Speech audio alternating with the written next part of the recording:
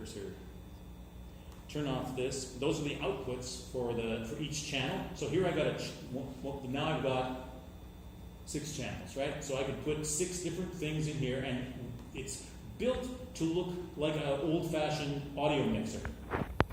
And this is, so you'd have these different channels, and each channel has a one wheel hip hop. That's what I see. Something like that. So using the gray wheel on the right side of your machine, just scroll through and find one that's unused.